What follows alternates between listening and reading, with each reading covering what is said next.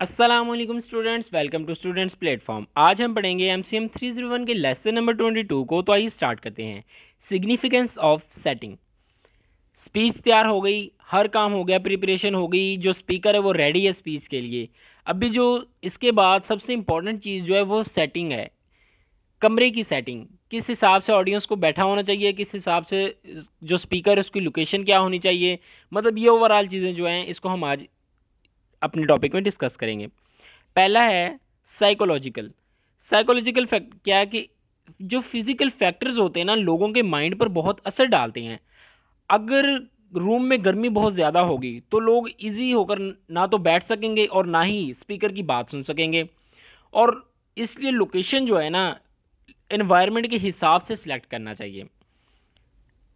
Perceptual के अंदर क्या कह रहा है, एक मीटिंग रूम में एक बंदा या बॉस कह लें या स्पीकर कह लें अपना मैसेज लोगों तक कन्वे करता है, और लोग इसके जो एम्प्लॉयज़ होते हैं, जो या फिर जो लोग होते हैं, ऑडियंस होती है, इसके मुताबिक अपने जहन में परसेप्शंस, ख्यालात बनाते हैं। वो जितने कंफर्टेबल होंगे उतने ही अच्छे परसेप्शंस जो हैं उनके लोगों के माइंड में क्रिएट होंगे। स्पीकर कंसंट्रेशन, जो बंदा स्पीच कर रहा होता है इसकी पूरी तवज्जो इसके ऑडियंस की तरफ होनी चाहिए। और ये भी इस सूरत में हो सकता है कि तमाम ऑडियंस उसे इजीली विजिबल हों, वो तमाम ऑडियंस को देख सके।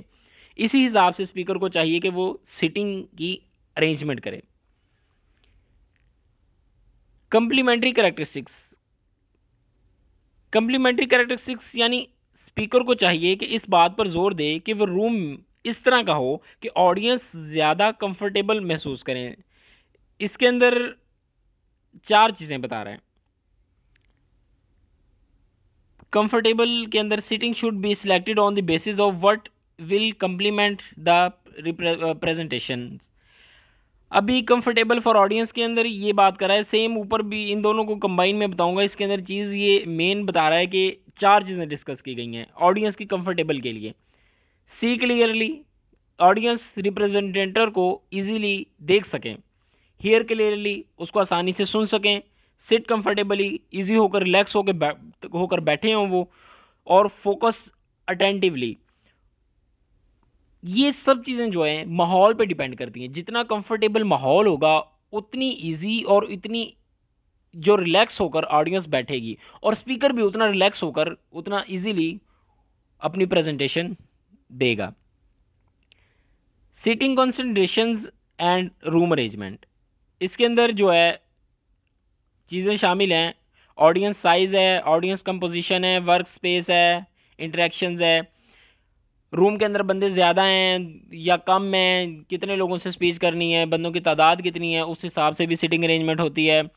ऑडियंस किस किस्म के ऑडियंस आए हुए हैं, शोबा क्या है उनका, वर्क स्पेस जो है वो जहाँ पे उन्होंने बैठना है वो क्या सूरत हाल है।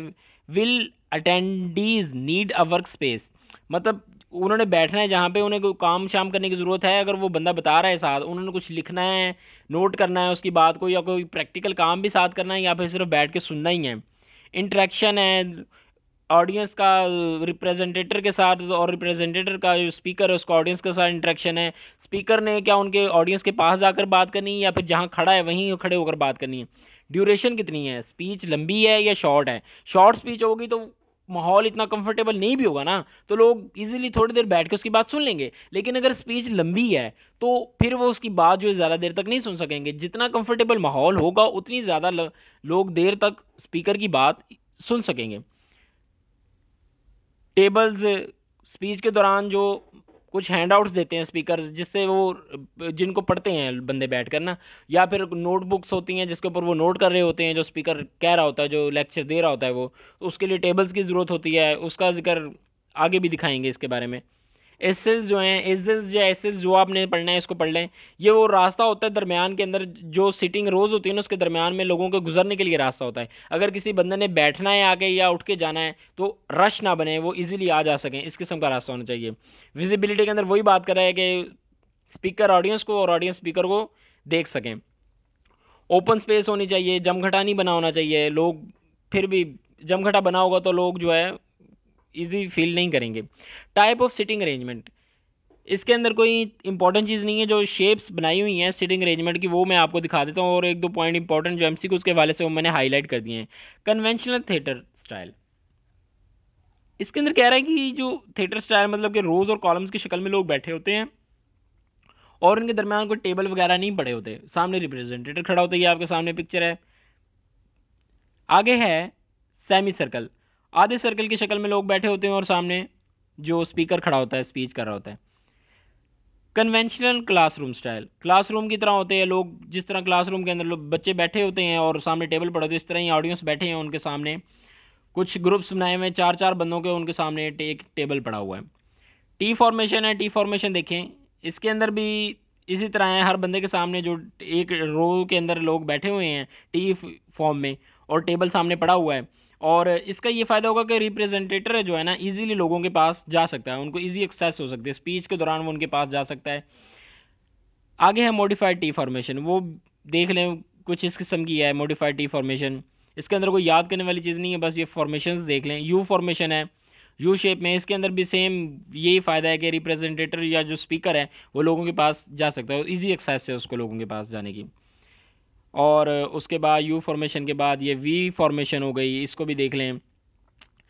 ये आगे देखिए एनवायरनमेंट फैक्टर्स, एनवायरनमेंट फैक्टर्स के अंदर चार चीज़ें शामिल हैं, लाइटनिंग, टेम्परेचर, एयर क्वालिटी और साउंड। मेन तो ये चार चीज़ें आपको ज़बानी याद होनी चाहिए ना, ये चार पॉइंट्स आ सकते हैं कि चार कौन कौन से पॉइंट है जो कि एनवायरनमेंट फैक्टर के अंदर शामिल हैं।